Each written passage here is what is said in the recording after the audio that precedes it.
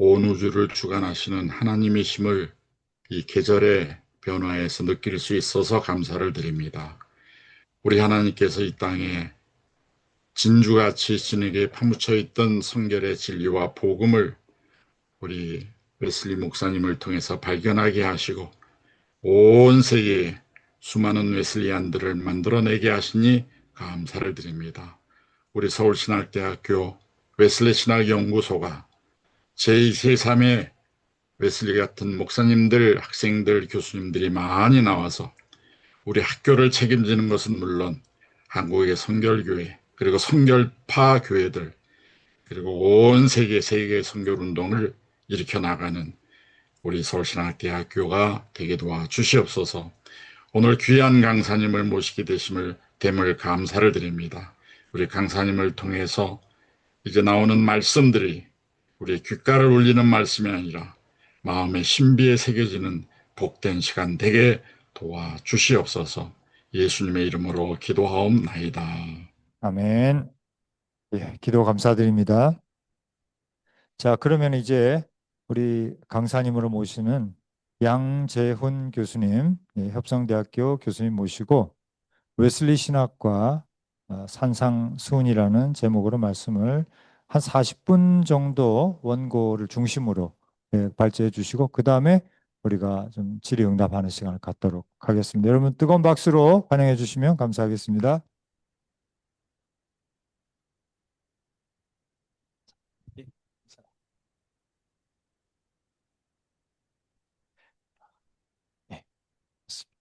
반갑습니다. 방금 소개받은 양재훈 목사입니다. 이렇게 또 불러주셔서 감사합니다. 우리 세미나에 이렇게 와 계신 분들 또 어, 온라인상에서 함께 같이 이 자리에 와 계신 분들 우리 주님 예수 그리스도의 은혜와 평화가 함께 하시기를 빕니다. 제가 사실 뭐 저는 웨슬리 신학자라기보다는 이제 성서학의 포인트가 있는데 어쨌든 이렇게 웨슬리 신학과 산상수훈이라는 제목으로 함께 생각을 나눠봤으면 좋겠습니다. 같이 원고는 아마 다 배부가 됐죠. 예. 어, 맹자께서 그 고자라는 분하고 이렇게 대화를 나누는 가운데 이런 얘기를 하셨어요. 하늘이 어떤 사람에게 장차 큰 임무를 맡기려 할 때는 반드시 그 사람의 마음과 뜻을 괴롭히고 근육과 뼈를 고생시키고 몸과 살을 굶주리게 하고 그 몸을 궁핍하게 해서 한 일마다 어긋나고 어지럽게 만든다. 이게 굉장히 고생시킨다는 얘기인데 이 얘기를 가만히 보면서 저는 웨슬리 생각이 많이 나요. 그, 그 큰 고난을 겪고 어려움을 겪어야지 큰 인물이 되는구나라는 생각을 합니다. 저는 웨슬리하고 굉장히 사실 어떻게 보면 물리적으로도 가까웠던 것 같아요. 제가 늘 우스갯소리로 그런 얘기를 합니다.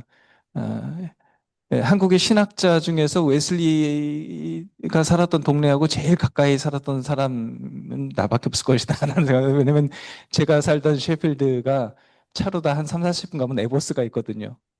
굉장히 저희 동네입니다. 저희 동네에도 웨슬리 목사님 오셔서 설교도 하셨고 저희 동네에서 웨슬리 목사님하고 가까운데 아마 여기 서울신대 윤철원 교수님 예, 예, 같이 셰필드셨는데 제가 그 살던 그 집은 더 그쪽으로 가까웠던 것 같아요. 어쨌든 한번 그 원고로 같이 보면서 나누겠습니다. 1733년 1월 1일 이제 옥스퍼드 세인트 메리 처치에서 웨슬리가 설교를 했죠. 로마서 2장 28절의 말씀을 갖고 했고요. 제목은 마음의 할례입니다. 이 설교에 대해서 웨슬리가 여러 차례 걸쳐서 평가를 한 적이 있습니다. 65년 5월 14일 일지를 보면은 여기 존 뉴튼이라는 분에게 편지를 보낸 그 기록이 나오는데 그 편지 안에서 이 설교를 언급합니다. 그래서 모든 죄로부터 구원받는 것과 나누지 않는 마음으로 하나님만을 살아가는 것에 관해 가르친 모든 것을 이 설교가 담고 있다고 밝히죠. 그 다음에 다음해 66년에 그리스도인의 완전에 관한 평이한 해설 굉장히 중요한 텍스트인데 여기에서도 이렇게 아래와 같이 얘기를 합니다. 1월 1일에 마음의 할례라는 설교를 했는데 그 설교에서 성경에 기록된 영혼의 습관적인 기질에 관한 기질이 바로 거룩함이라는 것을 설명했다. 그러면서 이것이 곧 육과 영혼의 모든 더러움, 죄로부터 깨끗해지는 것을 뜻하는데 여기에서 우리 하늘 아버지 완전하심처럼 우리도 완전하게 되고 또 이 설교에서 강조한 것이 사랑은 율법의 완성이고 계명의 마침표라는 것을 말했다라고 밝힙니다. 그리고 이 모든 것은 결국 사랑이라는 것으로 귀결된다라고 인용을 합니다. 그리고 78년 9월 1일 일지죠. 일지에서 마음의 할례보다 더 훌륭한 설교 나 쓸 수 없을 것 같아 라고 말하죠. 사실 이 설교를 준비하는데 한 달이 걸렸습니다. 굉장히 이제 마음을 쏟아서 한 설교죠. 잠깐 시간을 좀 한 30년 건너뛰어서 1763년 그 유명한 사건이 하나 벌어지죠. 토마스 맥스필드, 조지 벨도 있었고요. 시한부 종말도 사건이 있었습니다. 63년 2월 28일에 주님 오신다고. 그래서 이 사건 때문에 메소디스트 소사이어티가 굉장히 어려움을 많이 겪었고요. 실제로 엄청 많은 사람들이 쏠려 나갔습니다. 그래서 결국 그 해 7월에 런던 연회에서 그 유명한 결의를 하나 하게 되죠. 그래서 메소디스트들이 프리칭 하우스를 위한 표준 증서, 모델 디드 포 프리칭 하우스를 라지 마이뉴트에 이제 포함시켰는데요. 여기에서 그 유명한 그 문구가 나오는 겁니다. 44개의 표준 설교와 신약 성서 주석에 담긴 교리 외에 프리처들은 다른 교리를 말하면 안 된다라고 규정했습니다. 바로 우리가 그 흔히 말하는 표준 설교를 가지고 설교해야 된다라는 것이 이제 요건데요. 사실 표준 설교를 가지고 설교하라는 게 아니라 거기에 담긴 그 교리를 따라가라는 겁니다. 이렇게 한 이유는 이 표준 설교가 우리의 웨슬리안의 신앙과 교리를 모두 담고 있기 때문이죠. 사실 이게 우리의 교리서입니다. 그런데 이 44편의 표준 설교는 한 편을 제외하고 38년 올더스게이트 사건 이후에 나왔습니다. 그리고 38년 6월 11일 그러니까 올더스게이트 사건 뭐 겨우 2주 지났을 때 나온 설교가 그 유명한 1번 설교입니다. 믿음으로 말미암는 구원. 자, 이런 식으로 메소디스트 신학의 핵심은 올더스게이트 체험 이후 다듬어진 웨슬리 신학이라고 볼 수 있는데 그런데 희한하게 유일하게 예외가 바로 13번 설교, 마음의 할례입니다. 올더스게이트 이전에 나온 유일한 설교입니다. 제가 앞서 언급했듯이 오랜 시간이 지난 다음에 웨슬리가 여전히 이 13번 설교를 중요하게 손꼽는다라고 하는 사실은 이 설교가 13번 설교가 올더스게이트 체험 이전의 설교임에도 불구하고 웨슬리 후계에 다듬어진 신학의 노선과 여전히 일치한다는 것을 보여줍니다. 이 설교에서 웨슬리는 마음의 할례를 구성하는 4가지 요소, 겸손, 믿음, 소망, 사랑을 제시합니다. 거기에 대한 설명은 여기 잠깐 이렇게 읽어보시면 될 것 같아요. 그래서 잠깐 건너뛰겠습니다. 그래서 그 다음 단락입니다. 그래서 마지막으로 웨슬리는 마음의 할례를 받은 사람의 표정으로 사랑을 제시하는데 이 믿음, 소망, 사랑, 사실 겸손으로부터 시작하는 이 단계에 있어서 이 사랑이 이 모든 것을 마무리하는 건데 우리가 다른 것에 눈길을 주지 않고 오직 우리 마음 안에 하나님만을 모시는 이 simplicity라고 하는 중요한 개념인데 이것으로 하나님과 이웃을 사랑하는 겁니다. 이로써 우리는 그리스도인으로서 완전함을 갖추게 되고 하나님 나라로 가는 신앙 여정에서 하나님의 거룩하심처럼 우리도 거룩한 삶을 사는 성화의 과정을 거치는 겁니다. 이처럼 이 13번 설교 마음의 할례 안에는 회개, 겸손, 칭의, 성화, 신생, 내적 거룩, 성결, 의도의 순수성, 단순함, 사랑으로 역사하는 믿음, 율법과 복음, 그리스도인의 완전 등 이 웨슬리 신학에서 중요하게 다루고 있는 중요한 요소들을 언급하고 있습니다. 이 사건 이후 2년 뒤에 35년 10월에 웨슬리 형제 홀리클럽 멤버들이 배를 타고 조지아주 선교를 떠나죠. 웨슬리 사반나 선교가 처음부터 사실 이 설교 사실 실패했는데 이거는 이미 떠날 때부터 실패한 거였습니다. 왜냐면은 떠나자마자 그 대서양 한가운데서 경험했던 그 폭풍 사건, 그 모라비안들을 만났던 그 유명한 폭풍 사건, 거기서 무너진 것, 또 사바나에 도착한 다음에 직후에 그 모라비안 지도자였던 스판겐베르크가 이제 질문을 던지죠. 하나님이 당신은 하나님의 자녀라는 사실과 성령과 자신의 영이 증언하는 것 당신 확신합니까? 라고 할 때 웨슬리가 I hope so 라고 그냥 그랬으면 좋겠네요 라고 해서 얼버무리죠. 이미 이걸 보면은 이미 실패한 겁니다. 그러니까 지고 들어간 게임이었다라는 거죠. 그런데 38년 올더스 게이트 이 사건 이후에 웨슬리가 사실 크게 변한 것은 맞습니다.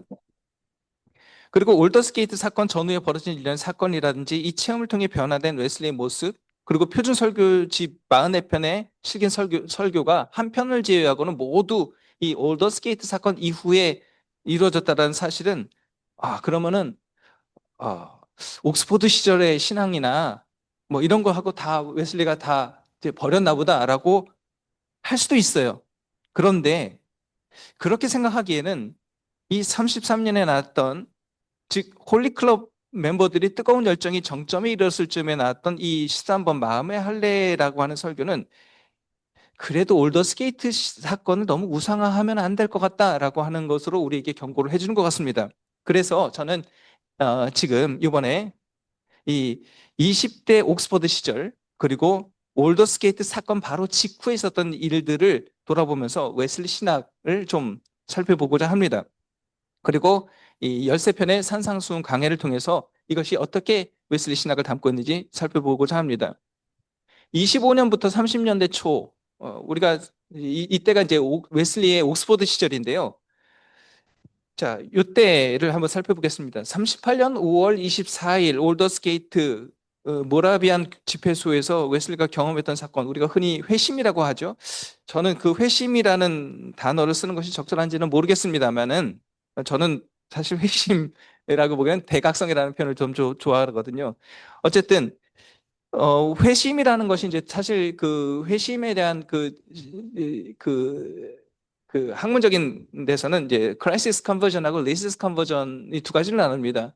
그러니까 이제 바울이 완전히 사람이 180도로 확 변하는 것, 이런 것들이 이제 크라이시스 컨버전이고, 리시스 컨버전은 이렇게 가랑비에 솟구듯이 이렇게 뭐 올라갔다 내려갔다 하면서 이렇게 어느지도 모르게 이렇게 나도 모르게 되는 것. 그런데 아마 이 웨슬리에는 뭐 물론 전자의 요소도 있지만 후자가 더 가까운 것 같습니다. 어쨌든 이 대각성 이 사건이 있는데 사실 이렇게 본다면 웨슬리 회심은 1725년 38년 5월보다는 25년에 시작된 걸로 보는 것이 저는 맞다고 생각합니다. 그리스도인의 완전에 관한 평이한 해설을 보면은 25년 자기가 이제 젊은 시절을 쭉 회고를 합니다. 25년 즉 웨슬리가 23살 되던 해 이제 그 제레미 테일러 책을 보는데 거기에서 웨슬리가 의도의 순수성이라고 하는 개념을 잡습니다. 그러면서 뭐라고 그러냐면 나는 이걸 보면서 내 삶과 내 생각, 내 말과 행동 모든 것을 하나님께 내가 바칠 것으로 나는 결단했다. 이게 회심한 거예요. 자, 그리고 여기 의도의 순수성이라는 중요한 포인트를 잡아냅니다. 그리고 이것이 기질적인 변화에서 출발해 있어야 되고 이 내적인 변화가 이 겉으로 드러나는 사랑의 행위, 그 works of charity를 통해서 완성된다라는 것으로 제가 알았다라고 고백합니다. 그 다음에 26년에 웨슬리는 이제 토마스 아켄피스를 만나죠. 크리스천의 크리스천 패턴을 읽죠. 그러면서 여기에서 똑같이 얘기합니다. 이 38년 5월 24일 일지에서 이때를 자기가 이제 회고를 합니다. 웨슬리가. 그러면서 뭐라고 그러냐면은 자기 10대 학창 시절이나 옥스퍼드 시절을 회고하면서 이런 얘기를 해요. 내가 이 아켄피스 책을 보고 26년에 내 의도의 순수성이라는 개념 내가 마음에 새기게 되었다라고 하면서 저 인용문을 보시면 두 번째 줄에 하나님의 율법은 우리의 모든 말과 행동뿐만 아니라 모든 생각까지도 미쳐야 된다는 것을 알게 되었다 하면서 밑에 그 인용문 밑에서 세 번째 줄 보면 내적으로나 외적으로 나는 이게 완벽해져야 된다는 것을 알아야 되고 또 결국 그래서 나는 그 확신을 갖게 되었다라고 고백합니다. 평연해설 세 번째 단락에서도 토마스 아켄피스 크리스천 패턴 하면서 뭐라고 그러냐면 두 번째 줄 나는 마음의 종교, 내적 종교의 본질이 무엇이고 어느 정도 그 어느 정도의 것인지 지금 어느 때보다 내가 지금 가장 확실하게 깨닫게 되었다. 이런 얘기를 합니다. 즉 의도의 순수성, 단순한 그러니까 simplicity of intention이라고 하는 개념인데 요거를 집어냅니다. 그리고 27년 그 다음에 또 윌리엄 로의 그리스도인의 완전하고 그리고 헌신되고 거룩한 삶으로부터의 진지한 부르심이라고 하는 그 유명한 두 책을 또 접하게 됩니다. 그러면서 5월 14일 일지에서 65년 5월 14일 일지에서 이렇게 얘기합니다. 1727년에 나는 로의 그리스도인의 완전과 진지한 부르심을 읽게 되었다. 그리고 내 몸과 혼과 영을 모두 하나님께 헌신하기로 분명하게 결단했다. 맨날 이렇게 결단을 해요. 그러니까 회심을 벌써 몇 번 했는지 모르겠습니다. 그리고 29년 초에 이제 홀리클럽이라는 것이 이제 결성되죠. 사실 28년에 웨슬리는 이제 사제 서품 받고 고향 에버스로 가서 거기서 이제 에버스하고 그 옆에 있는 센 판크라스 루트가 있거든요. 바로 옆에 조그만 교회입니다. 거기서 목회를 하죠. 그러다가 이제 다시 옥스퍼드 대학에서 콜을 받아서 그 다음에 29년에 오는데 29년 초에 이제 찰스 웨슬리를 중심으로 해서 홀리클럽이 결성됐는데 이게 흐지부지한 거예요. 그래서 도저히 안 되겠다 싶어서 그 다음에 29년에 찰스가 형 존에게 이제 부탁하죠. 우리 좀 리더 좀 해달라고. 그래서 결국 이제 그 11월부터 웨슬리가 홀리클럽을 이끌면서 이게 이제 부흥을 합니다. 그래서 우리가 흔히 아는 그 본격적인 홀리클럽의 왕성한 그 활동이 사실 그 존 웨슬리가 리더 역할을 하면서 된 거예요. 그러니까 존 웨슬리가 이게 홀리클럽 만든 건 아닙니다. 이게 동생들이 만들었어요. 자, 그런데 이 홀리클럽에서 그 굉장히 열심히 활동을 했죠. Works of Piety하고 Works of Charity 이 중요한 두 개념을 활동을 하죠. 특히 이제 뭐 금식이라든지 뭐 경건의 행위 그리고 옥스퍼드 캐슬 신방이라든지 이런 Works of Charity를 많이 합니다. 뭐 거기에 멤버들이 있고 존 클레이턴 그리고 윌리엄 보건 이런 사람들이 이제 요거에 중요한 역할을 하죠. 그래서 29년에 웨슬리는 그리스도인의 완전의 개념을 완전히 내재화하게 됩니다. 그래서 그걸 성경으로 파고들기 시작합니다. 그래서 29년에 즉 이때부터 웨슬리는 나 이제 성경만 파고들 거야라고 이제 들어가기 시작합니다. 그러면서 내 안에 그리스도 안에 있는 마음을 내가 갖는 것, 그리스도께서 걸으셨던 것 같이 똑같이 나도 걸어야 돼라는 것, 이거를 내가 분명히 인지를 하고 나는 완벽하게 나는 그렇게 살기로 그리고 했다라고 얘기를 합니다. 그리고 그 성경만 파고드는 것이 이제 이듬해인 30년까지 이어지는데 여기에서 제 사랑으로 역사하는 믿음, 그리고 내적 외적 거룩함에 대한 확신을 깨닫게 되죠. 그래서 65년 5월 14일 일지에서 이렇게 이야기합니다. 30년에 나는 한 책의 사람이 되기로 시작했다. 나는 비교적 다른 책은 안 보고 성경만 탐독했고 이때 나는 오직 한 가지만 필요하다는 사실, 즉 하나님과 이웃을 사랑함으로써 역사하는 믿음만이 모든 내적 외적 거룩함만이 필요하다는 사실을 그 어느 때보다도 분명하게 깨닫게 되었다라고 기록합니다. 자, 이렇게 살펴볼 때 25년부터 30년경까지 이 옥스퍼드 시절의 웨슬리 삶에는 웨슬리언의 핵신학의 핵심적인 주제들이 이미 다 나타납니다. 의도의 순수성, 마음의 할례, 외적 내적 거룩 성결, 전적인 변화, 그리스도인의 완전, 사랑으로 역사하는 믿음, 경건 행위, 자비 행위. 뭐 사실 사랑으로 역사하는 믿음 같은 경우는 외할아버지 사무엘 아네슬리 박사의 포인트였기도 합니다. 그래서 결국 또 33년에 나온 이 마음의 할례도 마찬가지고요. 이렇게 볼 때 지금까지 제가 말씀드린 이 모든 것들이 사실 올더스케이트 이전입니다. 그러니까 올더스케이트가 모든 것을 다 해결해주고 완전히 여기서 우리의 웨슬리안 신학이 다 만들어졌다라고 생각하면 안 된다라는 겁니다. 자, 그 다음에 헤르누트 사건을 한번 볼게요. 5월 24일 올더스게이트 사건, 물론 중요한 사건입니다. 이 체험을 통해서 믿음으로 말미암아 구원받는다라는 것, 이거는 이제 두뇌의 지식이 아니라 마음의 확신으로 깨닫게 된 사건이었고, 아마 이 사건을 통해서 스판겐베르크가 36년 2월에 사반나에서 했던 정말로 구원 확실히 있습니까? 내적에 그거 증거해 줍니까? 성령이 증거해 줍니까? 라고 했을 때 그랬으면 좋겠어요 했다고 했던 그 답이 아마도 이제는 이때를 계기로 해서 확실하게 예스라고 말할 수 있었던 것 같습니다.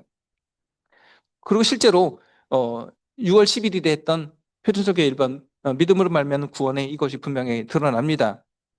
이런 귀한 체험이 계기가 되어준 것이 바로 모라비안들이었고, 그래서 웨슬리가 아마 모라비안들에 대해서 굉장히 호감을 가졌던 것 같아요. 그리고 38년 8월 1일 일지를 보면 굉장히 또 궁금하게 됐던 것 같아요. 얘 도대체 뭔가. 그래서 직접 갑니다. 그래서 6월 14일에 헤르누트로 떠나죠. 굉장히 시간이 오래 걸립니다. 네덜란드로 갔다가 밑에 뭐 마인츠로 이렇게 두루두루 돌아가지고 8월 1일에 도착하고요. 헤르누트에 도착합니다. 그리고 12일, 약 거의 한 2주 조금 안 되게 거기서 함께 생활하면서 계속해서 이제 사람들을 만나요. 그래서 묻고 답하고 하는 그런 과정을 거칩니다. 이때 다뤘던 중요한 주제 가운데 중요한 주제 가운데 하나가 뭐냐면 칭의 구원 사건과 그 구원에 대한 확신, 이거 시차가 있는 문제를 어떻게 할 것이냐, 이런 문제. 그리고 거듭난 이후에도 계속 죄의 유혹을 받는데 이거 어떻게 해야 되지? 이런 문제들. 물론 다른 것도 있지만 이것들이 좀 중요한 관심거리였던 것 같습니다. 사실 이 모라비안들의 이 포인트 중에 하나가 뭐냐면 제가 그 밑에 인용했던 38년 8월 10일 날 일지에서 웨슬리가 하나를 인용합니다. 이게 뭐냐면은 헤르누트 공동체 교회가 어퍼 루사티아라고 하는 그쪽의 대표한테 보낸 이게 편지인데 거기에서 이렇게 얘기를 합니다. 그 중간에 밑줄 친 데를 이거 드릴게요.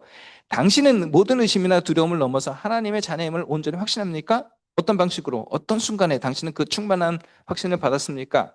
만약에 누군가가 이 질문에 잘 모르겠는데요. 이렇게 뭐가 망설인다면, 확신하게 이렇게 답을 못한다면 우리는 당신 참된 믿음이 없어 라고 판단했다라는 거예요. 그리고 우리는 그가 거기에 대해서 자신 있게 대답할 때까지 누구도 우리 가운데서 주의 망찬에 성만찬 참여 너 못해 라고 막을 거라는 겁니다. 이것이 모라비안들이었어요. 자, 이 문제가 뭐냐면은 모라비안들은 죄의 용서와 죄로부터의 자유를 같이 연결해 봤습니다. 그런데 웨슬리는 이걸 받아들이기 쉽지 않았습니다. 그래서 이 웨슬리는 모라비안들이 믿음으로 말미암는 구원에 대한 확신을 너무 강조하고 그 이후의 문제에 관해서는 좀 너무 극단적으로 판단한다는 점에서 좀 동의하기가 어려웠습니다. 그래서 헤르누트 모라비안들이 심지어는요, 웨슬리가 확신의 증거가 없다, 흔들리는 사람이다라고 하는 이유로 성찬 참여를 거절하기도 했습니다. 그러니까 웨슬리가 더 헷갈리는 거예요. 그러니까 모라비안들이 너무 좋아서 갔는데 이게 생각했던 거하고 좀 다른 겁니다. 그래서 9월 16일에 결국에는 이제 런던에 도착하거든요. 그 웨슬리는 모라비안들 헤르누트 그 사건을 계속 고민합니다. 그래서 참된 그리스도인에 대한 자신과 모라비안들 사이의 그 차이점, 이것에 대해서 굉장히 고민이 많았고 해결하려고 노력을 했습니다. 그래서 이 웨슬리가 이제 나름대로 굉장히 학자답게 굉장히 분석을 해요. 그래서 38년 10월 14일 일지에 나는 새로운 피조물이다, 이런 거를 이렇게 근거를 정리합니다. 그래서 제가 1번부터 5번까지 쭉 이렇게 요약을 해드렸으니까 참고해 보시고요. 밑으로 그냥 넘어갈게요. 그래서 자신의 변화된 관점을 정리하면서 웨슬리는 헤르누트 그 모라비안들하고 다른 생각을 하게 되었습니다. 자, 38년 10월 14일 일지에서 이렇게 얘기합니다. 나는 성령 안에서 기쁨을 온전하게 소유하지 못했고 믿음의 확신도 온전하지 못했다. 그러나 여전히 나는 내가 어느 정도 믿음을 소유하고 있으며 주님께 받아들여졌음을 나는 믿는다.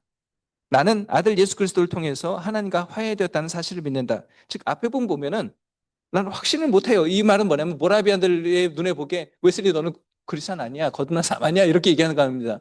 그런데 웨슬리는 뭐냐면 아니지, 비록 내가 그렇다 하더라도 나는 하나님의 자녀 맞아. 이게 이제 웨슬리가 모라비안들하고 결별하게 되는 이 차이점입니다. 자, 이 일지에 남긴 웨슬리의 고백은 믿음으로 말미암는 칭의와 구원, 그리고 구원의 확신에 관한 이 시간적 차이, 그리고 구원의 일은 무엇인가, 또 죄의 존재로부터의 자유와 죄의 권세로부터의 자유에 관한 이 생각의 차이, 이거를 웨슬리가 정리하고 있다는 걸 보여주는 거예요. 그래서 11월 12일 일지를 통해서 나는 믿음으로 구원을 얻는다는 이 교리를 내가 다시 진지하게 고민하기 시작했다라고 남깁니다. 그리고 실마리가 이제 해결 실마리를 보이는데 11월 15일에 이렇게 얘기합니다. 나는 신약성서를 다시 펼쳤고 이런 말씀을 보았다. 너는 믿음이 어떻게 그의 행위와 함께 역사하는지 보지 못하느냐? 그의 행위를 통해 믿음은 온전해지느니라. 이게 뭐냐면 야고보서 2장 22절의 말씀을 본 거예요. 자, 이 사건이 있으니 이로부터 일주일 뒤에 이 찰스 델라모트를 만납니다. 그래서 웨슬리가 그 일지를 남기는데 델라모트하고 만나는데 이 델라모트가 뭐냐면 비록 그 홀리클럽 멤버로서 웨슬리보다 한 11살, 12살 어린 친구예요. 그런데 그 사반나에 같이 선교 갔던 친구입니다. 근데 거기서 이제 모라비안에게 훅 빠져가지고 이제 완전 모라비안이 된 거예요. 그러면서 웨슬리를 만나는데 좀 이렇게 가슴 아픈 말을 해요. 뭐라고 그러냐면은 웨슬리 당신 형 보니까 여전히 행위에 의존하고 있어. 그러니까 형님은 크리스천 아니야. 상처 주는 말을 바꿔서 해요. 그러면서 뭐라 그러냐면은 이게 찰스 델라모트가 그 웨슬리한테 뭐라 하면 형은 지금 죄에 좀 멀어진 것 같지? 이거 잠깐 멈춘 거지? 그거 구원받은 거 아니야, 형. 그리고 평화를 누린다고 형? 아이고, 좀 있어봐. 가짜 평화야. 막 상처를 막 줘요. 그러니까 웨슬리가 상처를 받았는지 고민이 됐는지 막 힘들어합니다. 하지만 웨슬리는 분명히 이거를 알았어요. 죄의 권세를 이길 능력을 받게 되었다는 그 확신이 흔들리지는 않았습니다. 그리고 모라비안들하고 달리 거듭난 그리스도인은 죄의 존재로부터 자유한 것이 아니라 죄의 권세로부터 자유하다는 것을 확신하게 되었습니다. 이것이 10월 14일 일지에 딱 나옵니다. 이 점에서 나는 감히 새로운 피조물이라고 말할 수는 없습니다. 왜냐하면 다른 욕망들이 종종 마음속에 떠오르기 때문입니다. 그러나 여기서부터 중요해요. 그렇지만 그것들이 나를 지배하지는 않습니다. 나는 내게 능력 주시는 그리스도를 통해 그 모든 것을 내 발 아래 두었습니다. 그러므로 나는 그분께서 이것에서도 나를 새롭게 창조하셨고 비록 나는 완성되지는 않았지만 하나님께서 그분의 일을 시작하셨기 때문에 언젠가 반드시 이루실 거라고 나는 확신합니다. 요게 모라비안들의 신학과 차이예요. 자, 이런 식으로 헤르노트의 모라비안 공동체 경험에서 얻어진 회의와 반성적인 성찰을 통해서 웨슬리의 구원에 대한 신학은 한층 더 다듬어지게 된 겁니다.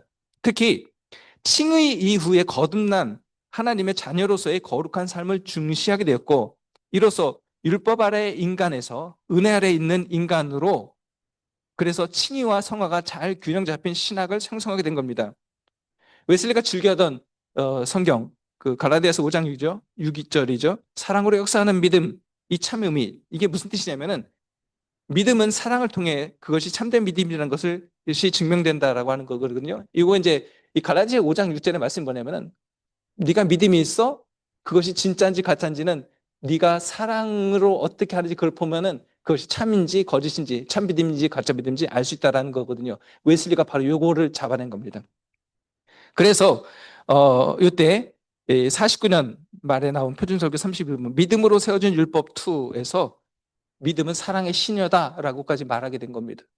자, 지금까지 이렇게 살펴봤을 때 저는 그러니까 모라비안 웨슬리 그러니까 올더스게이트 사건 그 전과 그 직후에 있었던 일들을 제가 지금 잠깐 살펴보았습니다.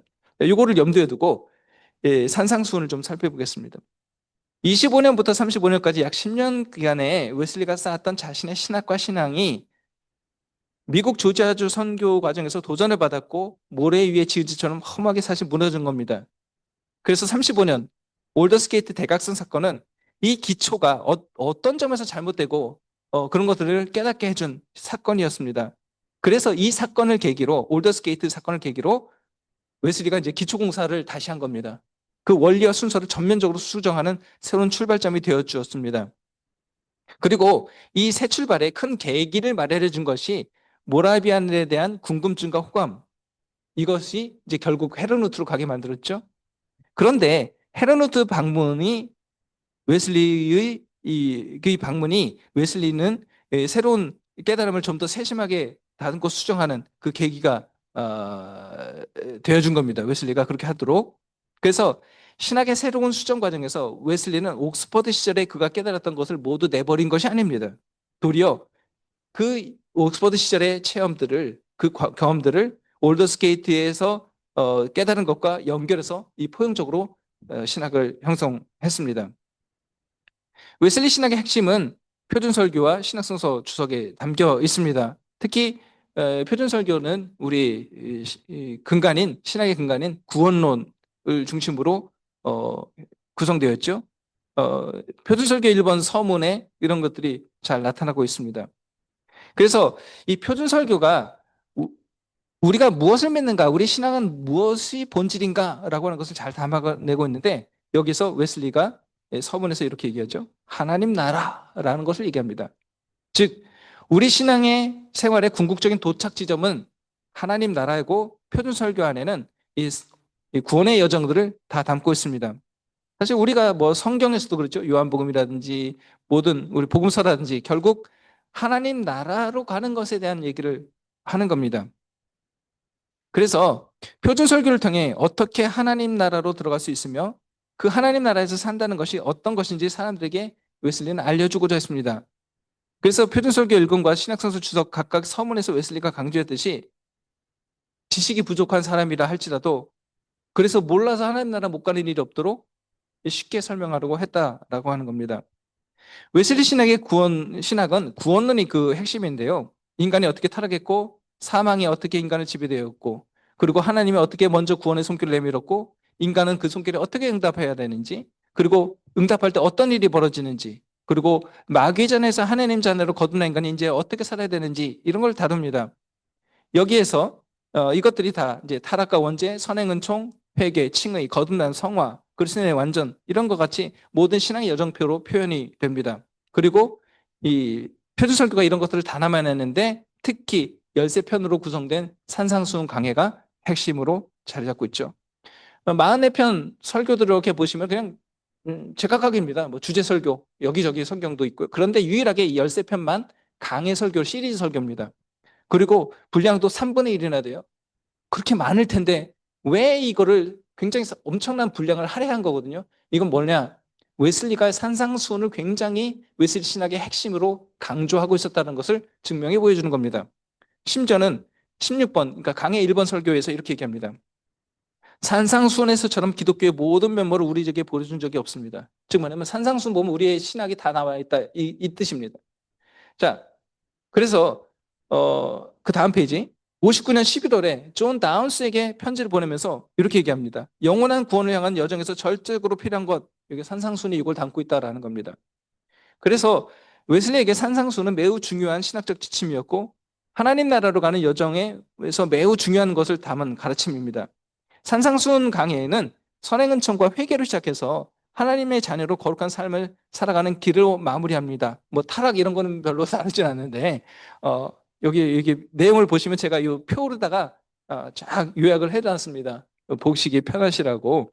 그래서 요거를 보시면은 13편의 산상수훈 강해의 내용이 쉽게 딱 요약이 될 것 같습니다. 나중에 시간 될 때 한번 보셔요. 그 표 다음으로 넘어갈게요. 이 표에서 보듯이 산상수훈 강해는 죄인인 인간이 어떻게 구원의 길로 들어서게 되는지 그 시작점을 알려줍니다. 심령의 가난함으로 표현된 겸손, 즉 인간이 자기 힘으로 율법의 요구를 충족할 수 없음을 인정하는 실존적 자각에 대한 가르침으로부터 구원의 여정을 시작합니다.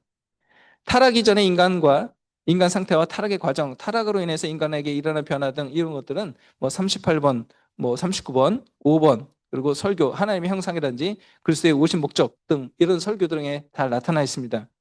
그리고 그 이후에 벌어진 하나님의 선행은총에 대한 것들은요. 29번 율법의 기원 본성 그리고 쓰임새 그리고 일반 설교 111번인 우리 자신의 구원을 성취함에 있어서 이런 데에 잘 설명되어 있으니까 나중에 한번 보셔요. 산상수훈 강해는 이런 것들은 좀 생략하고 선행은총이 주어진 이후에 인간이 하나님께서 내미신 손길에 어떻게 응답해야 되는지 여기에서부터 이제 산상수훈을 시작합니다. 자연적 인간의 상태에 있던 인간에게 하나님께서 선행은총으로 어느 정도 율법을 다시 새겨 넣으셨는데요. 영적 무감각과 무지에 빠져서 현재 상태가 최선인 줄로 착각하는 인간은 헛된 잠에서 깨어나 자신의 비참함을 보게 됩니다. 그리고 비로소 자연적 인간에서 깨어나서 율법적 인간으로 변화하는데 그때 율법의 기능을 통해서 내가 아무리 해도 나 스스로 안 되는구나 라는 실존적 자각을 하고 그래서 하나님 도와주세요 라고 매달리게 되는데 이것이 바로 회개라는 겁니다. 그리고 이것이 강해 1번 심령의 가난에서 겸손으로 표현되는 구원 여정의 초기 단계입니다.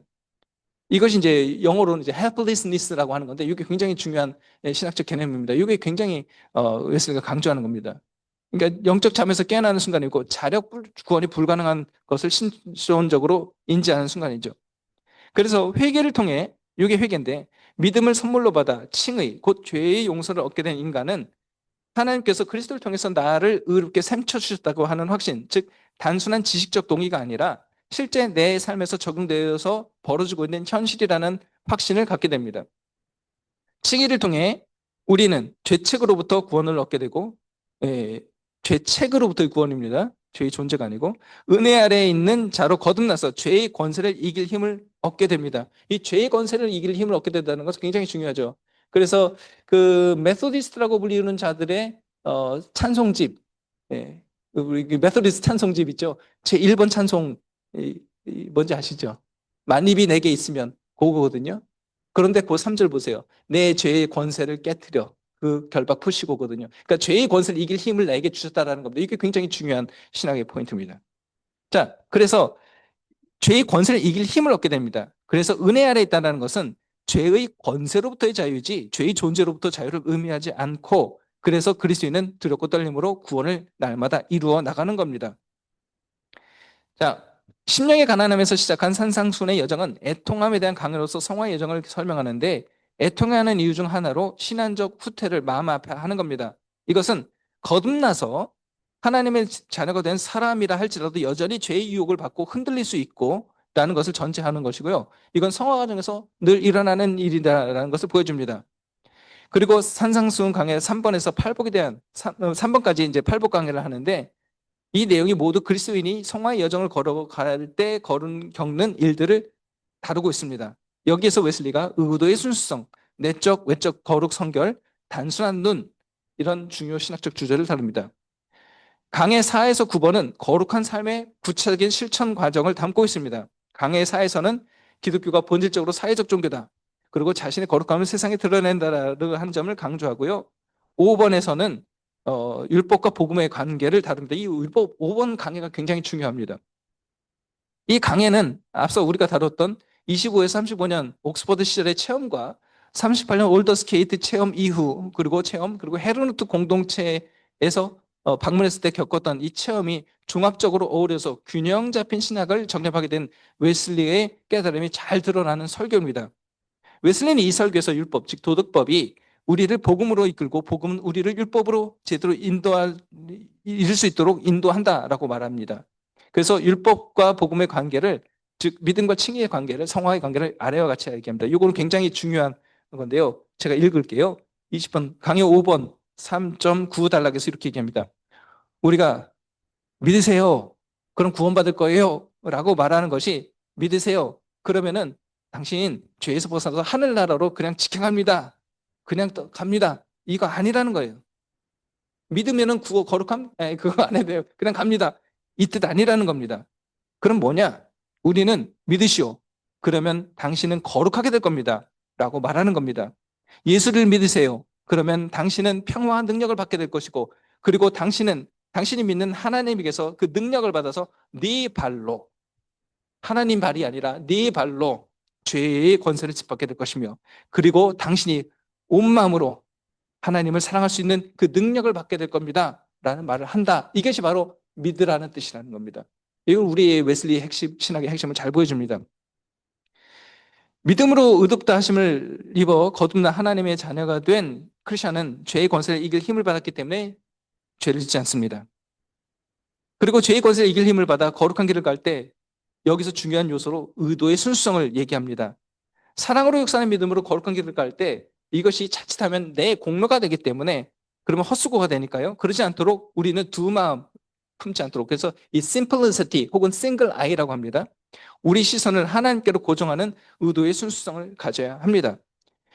강해 6, 7번을 통해서 사랑으로 역사하는 믿음, 그리고 의도의 순수성을 강조합니다. 특히 여기에서 이제 거룩한 성화의 여정에서 경제적인 삶을 주로 예를 드는데, 이것이 이제 강해 8, 9번에 나옵니다. 여기서 핵심을 얘기하는데, 이거 뭐냐면 하나님을 향해서 시선을 고정해야 된다. 단순한 눈, single eye, simplicity, 뭐 이런 simplicity of the intention, 이런 걸 가져야 된다라는 겁니다. 이것이 굉장히 중요하다는 겁니다. 강해 10에서 13번을 통해서 이 하나님 나라로 갈 때 어떤 방해물이 있는가, 그리고 이걸 어떻게 넘어갈 수 있는가를 얘기를 합니다. 왜냐하면 거듭난 크리스천이라 할지라도 똑바로 안 걸어가면 믿음의 파선을 당해서 떨어져 나갈 수 있다라고 합니다. 그리고 실제로 완전히 구원에서 떨어져 나갈 수 있다라고 합니다. 그래서 늘 두렵고 떨림으로 깨어서 구원을 이루어가야 되는데 이 여정의 과정에서 중요한 것으로 보는 것이 뭐냐면은 하나님을 향한 시선 고정이라는 겁니다. 즉 단순한 눈을 제시한 겁니다. 그래야지만 사랑으로 역사하는 믿음으로 하나님한테 시선을 고정하고 걸어갔을 때 우리는 하나님 나라에 갈 수 있다라고 하는 것이 핵심입니다. 결론을 내리겠습니다. 정리하겠습니다. 올더스게이트에서 웨슬리가 체험했던 사건은 물론 중요한 사건이죠. 하지만 한 인간의 삶이 어느 한순간의 경험만으로 결정되지는 않습니다.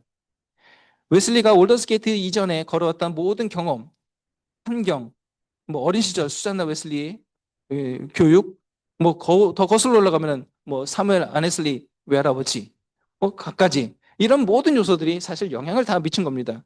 특히 웨슬리가 거쳤던 옥스퍼드 시절의 그 경험과 생각들은 올더스게이트 사건으로 인해서 완전히 배설물처럼 버려진 것은 아니라는 겁니다. 또 웨슬리가 조지아 식민지 선교 이후 올더스게이트 사건까지 모라비안 교도들과 나누었던 모든 경험 물론 중요하죠. 하지만 이것이 올더스게이트가 웨슬리를 다 만들고 웨슬리 신학을 완벽하게 만들어냈다? 그게 전부 다 그렇지 않다라는 겁니다. 우리가 헤르누트 얘기를 잠깐 살펴봤지만요.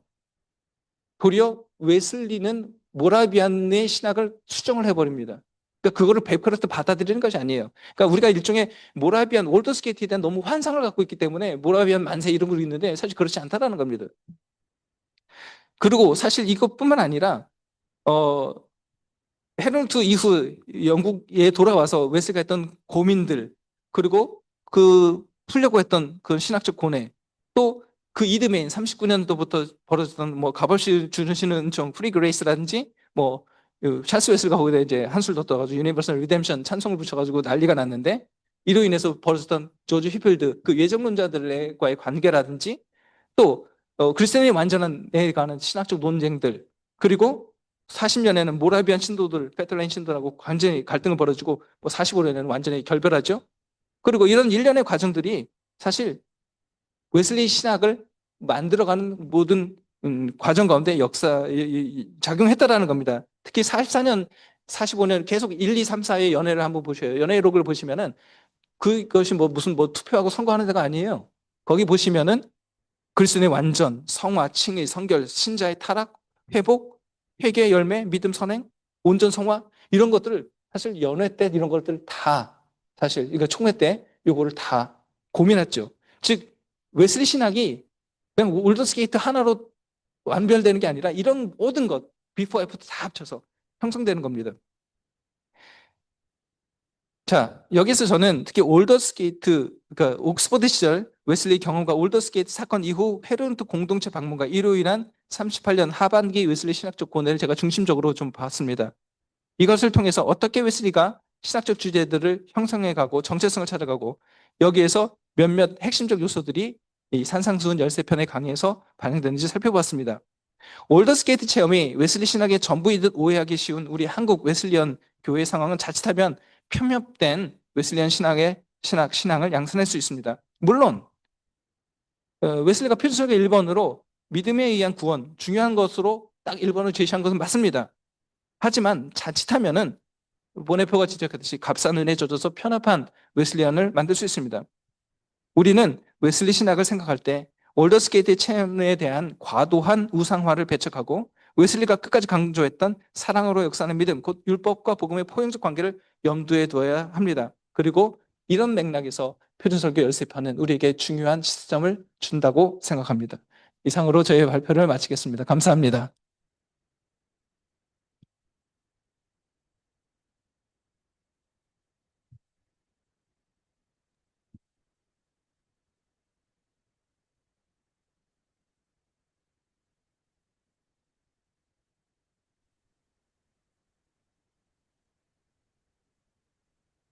예, 우리 양재훈 교수님께서 귀한 발제를 해주셔서 또 저희들이 많은 또 깨달음과 도움을 받게 됐습니다.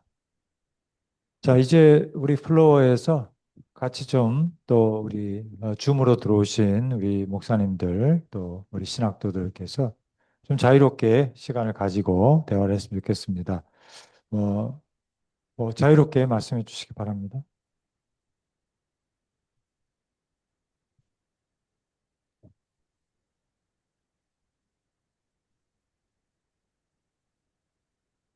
질문이 없는데 이럴 줄 알았으면 좀 더 천천히 할 걸 그랬어요.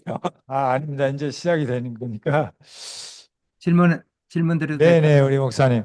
예, 양재훈 교수님, 또 서울신학대학교 웨슬리 연구소에서 이렇게 뵙게 돼서 반갑습니다. 아, 오늘 좋은 강의해 주셔서 감사하고요. 특별히 영문학을 전공하시고 MD 4차가 모상합니다. 오늘 너무 감명 있게 잘 들었고요. 여기 학교 오기 전에 제가 7시에 와서 일단 한번 다 밑줄 쳐가면서 봤습니다. 그리고 또 재차 이렇게 들으니까 더 훨씬 좋은 것 같습니다. 저는 뭐 질문하는 건 아니고요. 제 느낀 점을 좀 말씀드리고요. 또 간단하게 제 여담 하나 얘기하겠습니다. 예, 산상수훈에 대한 설교를 많이 들어보지 제가 못한 것 같습니다. 오늘날 한국교회에서. 그 이유는 뭘까를 제가 궁금해 보니까 저에게 굉장히 도전이 됐습니다. 그 이유는 과연 에스틀리가 얼마만큼 치열하게 자기 고민하면서 신학적인 고민을 하면서 이 설교를 하기 위해서 얼마나 많은 기도를 했을까, 또 말씀을 얼마나 연구를 했을까, 그리고 그렇게 살아가기 위해서 얼마나 애를 썼을까, 그런 도전을 좀 받게 되었고요. 두 번째는 좀 약간 여담인데요.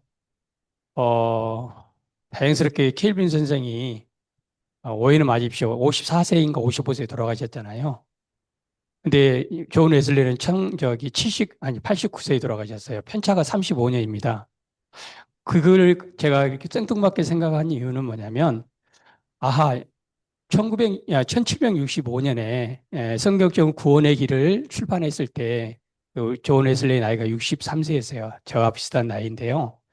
인생의 경험이나 신앙의 경험들이, 이런 신학적인 부분들이 농염해졌다, 깊어졌다. 그런 생각이 들어요. 그렇다고 제가 칼빈 선생이 깊지 않다는 말을 하지 이제 그런 말 하고 싶은 마음이 없고요. 뭘 느꼈냐면, 저기, 구원론의 완성의 부분에 있어서, 오래 사신 존 웨슬리께서, 선생께서 그걸 완성할 수 있는 하나님께서 은혜를 주시지 않았는가. 그래서 생명을 길게 주시지 않았는가. 그런 걸 제가 느껴봤습니다. 이상입니다. 예, 맞습니다. 존 웨슬리, 찰스보다도 더 오래 살았고요. 조지 휴필드보다도 더 오래 살았고요. 아주 제일 먼저 태어나서 제일 늦게 죽었습니다. 웨슬리 목사님이 보면은 저는 그렇게 생각이 들어요. 참 인생 피곤하게 산다. 정말로 피곤하게 사신 분이고요. 그 표준설교를 보시면은 이렇게 읽어보셨으면 아시겠지만 혼자서 북치고 장구치고를 다 해요. 왜냐면 굉장히 꼼꼼한 사람이기 때문에, 그러니까 이게 설교 뒤편에 보면은 이제 그런 얘기를 많이 하잖아요. 너 이런 거 물어보려고 그랬지. 나 그럴 줄 알고 나 이렇게 대답해. 이런 것들을 많이 하거든요. 그 정도로 굉장히 치밀하게 살았습니다. 그리고 실제로 그렇게 실제 자기 삶에서도 그렇게 살려고 노력을 했고요. 그런 노력들이, 사실, 굳이 뭐 그런 것까지 이렇게 심각하게 고민을 해. 그냥 쉽게 쉽게 살지라고 할 수 있었지만, 결국 그는 그렇게 살진 않았던 것 같고, 그래서, 사실, 그건 성격 탓이에요. 저는 그렇게 봅니다. 그거 유전입니다. DNA예요. 그거는 성령님도 어떻게 못해요. 하나님이 그렇게 만들어 놓으셨기 때문에, 선천적으로. 예. 네, 제가 보기에는 양재훈 교수님도 굉장히 치열하게 학문하시고 웨슬리 못지 않으신 것 같은데 굉장히 좋은 성격을 받으신 것 같아요. 그렇게 보면. 네. 그, 어, 예. 그러니까 이제 웨슬리 목사님이 이렇게 치열하면 보통 오래 못 살거든요. 아시잖아요. 너무 신경 많이 쓰고 이런 사람은 오래 못 살아요.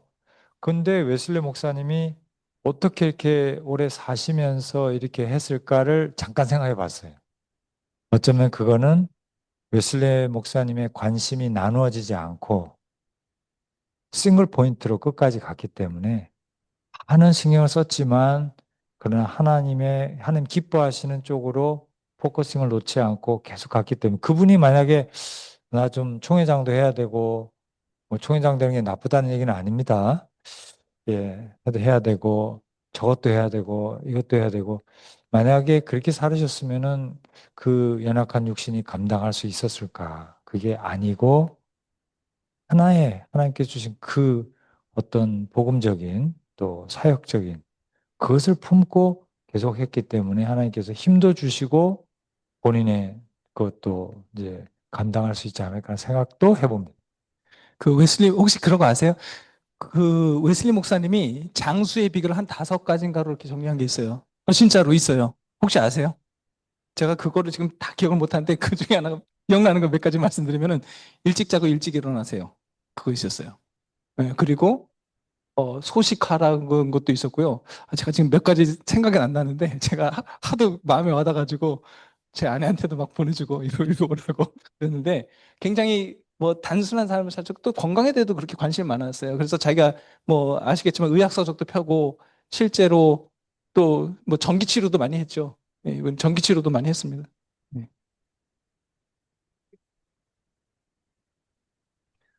네, 아주 좀 좋은 그런 또 코멘트를 해주셨고요. 이게 아까 전제하셨죠. 뭐 다른 또 신학자가 뭐가 잘못됐다는 것이 아니라 웨슬리 목사님에게 그 당시로서 지금으로 봐서도 상당히 장수하신 것인데 그만한 오랜 노년 생활을 허락하신 것은 그의 구원론이 끝까지 다 성경적 구원론을 볼 수 있는 또 기회를 주셨다. 굉장히 의미 있는 말인 것 같고 왜냐하면 이제 우리가 흔히 이해하듯이 이제 웨슬리는 중생 그 칭의 구원과 성화 구원을 성경적으로 둘 다를 예, 붙잡고 지난번에 우리가 읽었던 그 하나님의 포도원인가 거기서도 보면은 하나님이 우리 메소디스트에게 주신 어마어마한 축복 가운데 하나가 뭐냐라고 했을 때 신학적 축복 거기서 이 구원론을 성경 안에서 해결하고 균형 있게 볼 수 있는 이 포괄적인 눈을 주셨다면 이런 건데 그걸 볼 수 있는 많은 시간을 주셨구나 하는 것을 예, 말씀해 주셔서 감사합니다. 또 다른 분들, 네, 우리 류재성 교수님.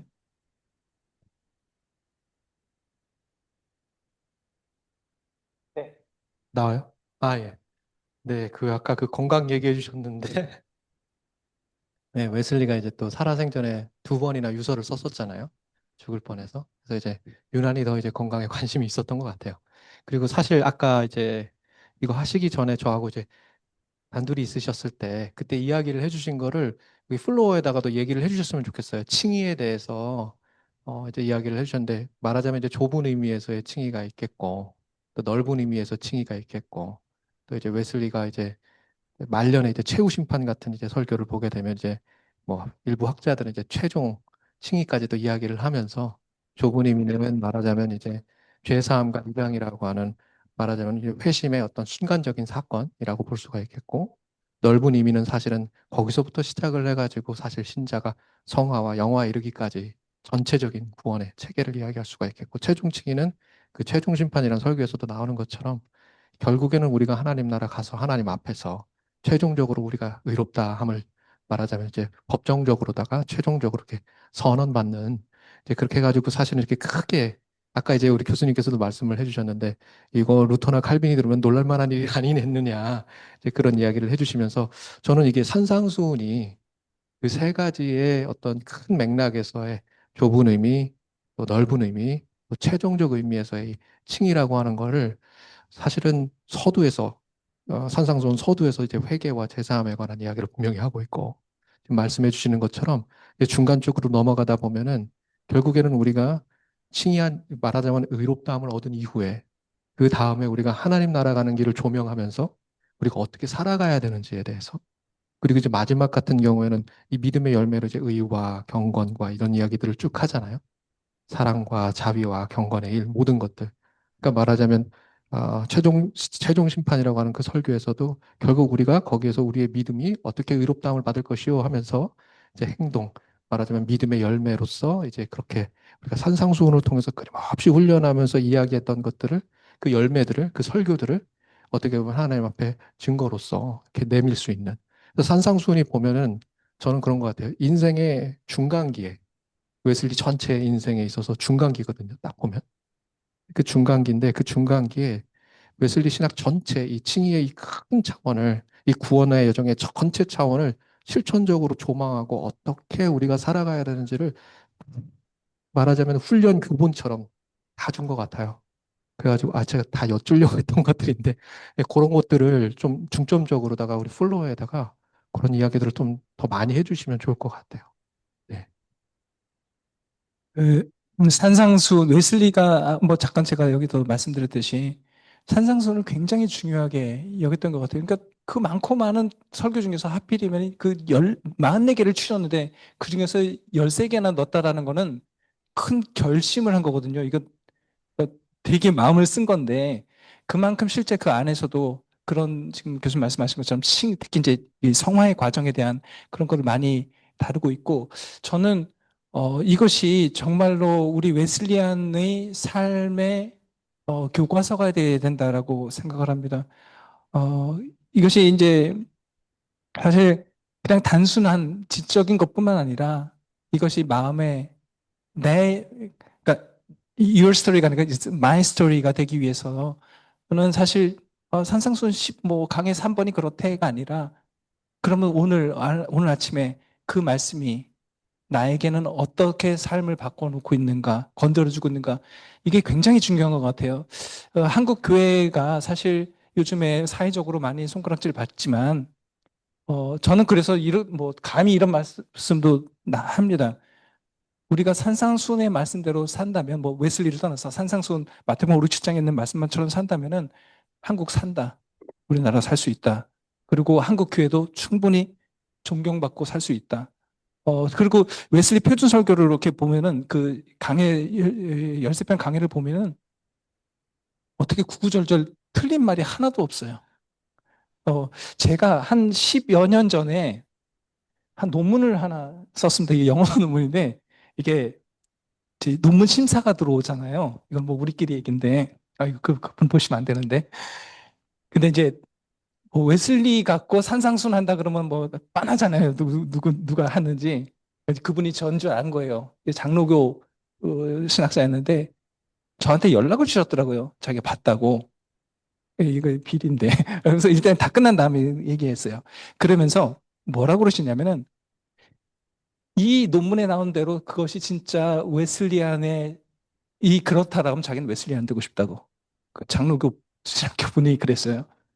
저는 굉장히 마음이 뿌듯했거든요. 근데 사실 웨슬리가 그 산상수훈을 통해서 강해를 통해서 정말로 그런 말씀들을 잘 해주고 있기 때문에 저는 우리 감리교든 성결교든 상관없이 우리 다 떠나서 장로교도 마찬가지고요. 모든 우리 한국의 크리스천들이 산상수훈의 말씀대로 산다면은 정말 우리나라에도 희망이 있고 우리 교회에도 희망이 있다고 저는 봅니다. 그래서 더 많이 공부를 했으면 좋겠습니다. 네. 랜디 매독스 교수님이 그 Responsible Grace라는 책에서 이제 참 좋은 책이잖아요. 왜냐하면 이제 그 웨슬리에게 있어서 여러 가지 신학적 개념들이 어떻게 발전하고 있는가, 변천해 가는가, 이런 거를 이렇게 이제 발전사적으로 이렇게 읽어내기 때문에 굉장히 여러 가지로 도움이 되는데, 거기서도 이제 그런 말씀 하시거든요. 웨슬리가 justification이라는 그 단어를 어떻게 이해했느냐, 칭의라는 말을. 근데 이게 또 변하거든요. 이제 모든 신학자들이 다 변하죠.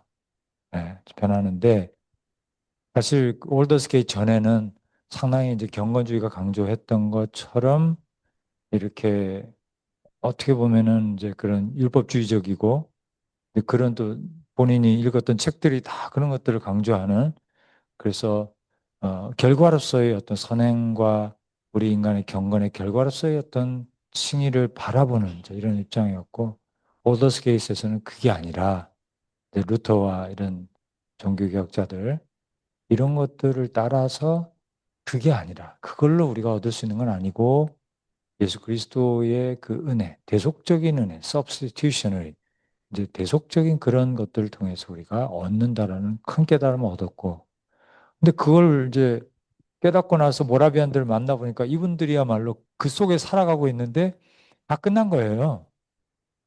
본인이 그동안에 배워오고 본인이 지금 느끼고 있는 변화의 필요성, 우리 말하자면 그분에게는 국교회죠. 영국 교회가 지금 이런 상황 속에 있는데 변화의 필요성, 개혁의 필요성이 너무나 많은데 지금 모라비안들은 우리는 예수를 제대로 믿었으니까 모든 것이 끝났다라고 하는 소위 말하는 그 콰이어티즘, 그런 요즘 말로 하면 약간 구원파적인 다 이루었다. 근데 그런 거에 대해서 충격을 받았고 그러면서 이제 다시 변화되어서 칭의라고 하는 것이 결국은 지금 말씀하신 것처럼 최종적인 칭의가 있다. 그래서 이중적인 칭의를 얘기하고 있고 이제 로마서에도 그런 것들이 좀 있지만 그것을 위해서 우리가 최종적 칭의를 준비해야 된다. 이런 거거든요. 그래서 어떻게 보면은 이 부분에 대해서 좀 혼란이 있을 수도 있는데 그래서 지난번에 웨렌디 매독스 교수님이 한국에 우리 학교에 오셨을 때 공항까지 이제 바래다 드리면서 그걸 물었다고요. 제가 물었던 것 같은데 그 투 저스티피케이션을 이제 웨슬리가 얘기하는데 그러면은 두 번째 저스티피케이션은 어떻게 얻는 거냐? 그랬더니 지혜롭게 대답을 하셨어요. 뭐냐면은 우리는 여전히 그리스도의 중보를 필요로 한다. 그러니까 이게 어떻게 보면은 톰 라이트하고 비슷한 얘기를 하는 건데 톰 라이트는 또 다른 각도에서 얘기하는 거예요. 왜냐하면 톰 라이트는 첫 번째 칭의 자체를 인정을 안 해요. 그러니까 이제 문제가 되는 거고 그렇지만 이제 웨슬리는 첫 번째 그 칭의 우리가 오로지 예수 그리스도를 의지함으로써 얻게 되는 그 칭의를 완전히 받아들이는 거죠. 그 부분을 우리는 의심하죠. 그것이 이제 올더스 케이스의 의미죠. 그렇지만 그 칭의가 끝나는 것이 아니라 그 칭의가 우리로 하여금 하나님 중생 성화의 시작이 되게 하고 내면적으로 하나님과 연결됨으로써 그 능력치를 받아서 진짜로 거룩해지는 진짜 구원의 사람이 되는 구원의 삶을 누릴 수 있는 이런 것들로 나아가기 때문에 하나님의 은혜 그리고 예수 그리스도의 지금도 우리를 향한 중보가 그것을 가능케 한다. 그러니까 이게 참 이 그 머리카락 쪼개기 같은 느낌이지만 너무 중요한 포인트인데 그래서 우리가 이 웨슬리의 구원론, 칭의론을 복음적으로 잘 이해를 해야 되고 칭의 위에도 뭐가 있어? 우리 해야 될 게 많아? 뭐 사랑으로 역사해야 돼? 이게 뭐지? 이제 이런 부분이 나올 수 있는데 웨슬리에게 있어서는 크게 놀라지 마. 이상하게 생각하지 마. 칭의를 받으면서 하나님과의 관계가 회복되고 법률적으로 해결되면서 모든 것이 쏟아져 들어오면서 우리는 그 길을 가게 되는 거야. 주님과 동행하는 거예요. 그래서 저 제 말로 하면 이제 주님과 함께 동행하는 삶의 시작으로서 이게 되는데 아마도 그때의 철학적인 존재론적인 관계 때문에 우리의 구원을 이룸에 관하여라든지 설교를 보면 그 얘기를 하고 있어요. 우리 안에서 역사하시는 그 역사하심과 있는데 조금 더 우리가 이제 후배들인 우리가 신학적으로 존재론적으로 공동체적인 이러한 구원 이런 부분들을 더 이제 강조할 수 있겠다는 생각하는데 어쨌거나 그런 복음적인 칭의에 관한 이해 거기서 출발되어지는 또 다른 구원의 이야기들이 웨슬리에게 있다라는 거 그것이 참 중요한 것 같고 아마 저는 못 들었지만 두 분이 그 얘기를 하셨던 것 같아요. 저는 그 칭의라는 거를 제 학생들한테 설명할 때 비유를 하나 들어요. 칭의란 무엇인가 여권 색깔 바뀌는 거다라고 표현해요. 여권 색깔 바뀌는 것. 왜냐면 미국 여권 빨간 거, 영국 여권 빨간색, 대한민국 여권 파란색. 여권 색깔 바뀌는 거거든요. 그러니까 뭐냐면 이전에 마귀의 자녀에서 하나님의 자녀로 신분의 변화잖아요. 이게 이제 관계의 변화라고 이제 웨슬리가 칭의를 표현을 하고요. 그래서 이게 중요한 것이 뭐냐면 여권 색깔 바뀌면은 법적으로 바뀌지만 또 하나는 뭐냐면은 누구의 법에 적촉을 받는가가 달라지는 거잖아요. 미국에서는 스쿨존의 시속 50마일이에요. 우리나라 치면은 뭐 한 35마일, 우리나라 치면 한 55km. 우리는 그렇게 가면 이제 딱지대요. 예. 우리는 30km예요.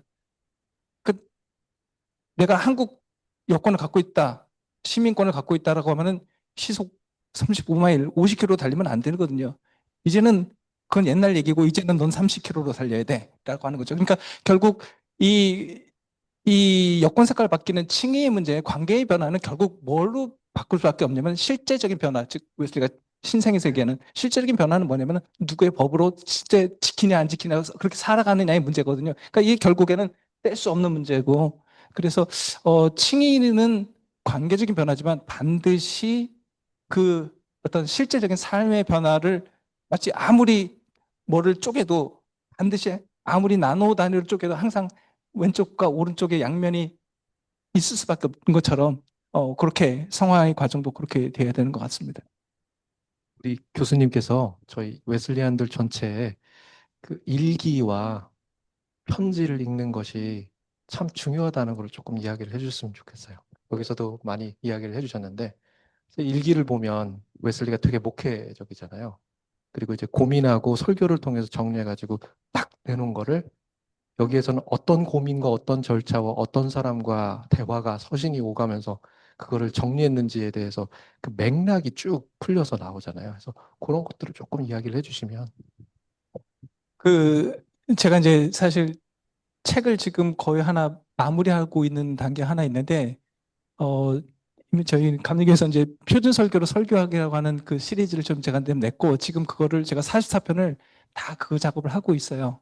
그러니까 표준 설교를 다시 다 정리하면서 그때 이제 그 작업 중에 하나가 뭐냐면 각 설교마다 이것이 어떠한 맥락에서 요 설교가 나오게 됐는가를 지금 다 설명을 하고 있거든요. 그러니까 어떻게 보면 역사 신학자들이 해야 될 건데 제가 어떻게 보니까 하게 됐는데 사실 어쨌든 그 설교라는 것도 그냥 어느 날 하루에서 떨어진 건 아니잖아요. 그러니까 그 설교가 나오게 된 그 맥락이 있고 뭐 이런 것들 그런 전후를 보면 사실 이렇게 보면 사실 일기라든지 이런 것들이 그러니까 일기가 아니라 일지죠. 그 일지에 나오는 건드리는 건 특히 그 일지 안에 종종 이제 편지를 많이 인용하잖아요.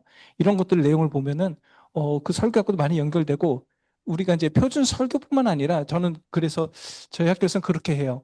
일기를 표준 설교를 다 읽게 하지만 총회록 그리고 논문들 있잖아요. 뭐 그리스도인의 완전에 대한 평의, 뭐 메소디즘, 히스토리 뭐 이런 것들 사실 총회록도 연회록도 굉장히 중요하거든요. 그래서 사실 그것도 같이 공부해야 되는 건 맞습니다. 근데 일지가 너무 방대해갖고 다 읽기는 조금 예. 하지만 뭐 교수님 말씀하신 것처럼 다 공부를 해야 되는 건 맞는 것 같습니다. 제가 지금 오늘 논문에서도 자꾸 이제 일지를 자꾸 인용하고 그랬는데 사실 지금 지적하신 것처럼 일지에도 분명히 그런 중요한 신학적인 것들이 많이 나와요. 예. 또 우리 플로어에서 아까 전사님 자기소개 간단히 해주시고 말씀해 주시면 되겠습니다. 안녕하세요. 네, 저 그 학부 4학년이고요. 웨슬리 신학 그 교수님한테 김성원 교수님한테 수업 듣고 있어가지고 제가 왔어요. 예, 제 이름은 신선이라고 합니다. 예. 그 아까 말씀 너무 잘해주셔가지고 잘 들었습니다. 저는 웨슬리를 되게 좋아했어요. 예, 과거형이죠. 예. 저는 지금은 어떻게 될지는 잘 모르겠지만 저는 이제 우리 사중복음 중생 성결 신유 재림 중에서 성결이라는 단어를 가장 좋아했습니다. 그 성결이라는 그 단어에 내포되어 있는 그 의미가 좀 그 거룩함과 이제 깨끗함, 이제 그것이 제 안에 너무 강력하게 작동을 해서 거룩하고 싶다, 주님을 닮고 싶다, 하나님과 연합하고 싶다 이런 게 되게 많았는데 특별히 이제 웨슬리가 이제 주장한 그 완전한 그리스도인이잖아요. 그 완전한 그리스도인이 되기 위해서 어떻게 하면 좋을까라는 그런 생각이 되게 들었어요. 그 성화되는 거. 어릴 때부터 제가 신앙생활을 했지만은 끊임없이 이제 이제 질문이 드는 게 뭐냐면 예수님을 믿는데도 나는 왜 여전히 이렇지? 이게 항상 저한테 질문이었어요. 다른 사람들한테도 이제 제가 그거를 장로님이나 목사님들한테도 이제 여쭤봤거든요. 우리는 예수님 믿었는데 왜 여전히 문제가 있죠? 예수님 믿었으면 그 믿음이 우리 안에 이제 그 한동안은 이제 그 성령 체험 뭐 이렇게 하나님을 만난 그 신비적인 체험을 통해서 우리의 삶이 확 바뀌잖아요. 어떤 체제가 바뀌듯이 마음에.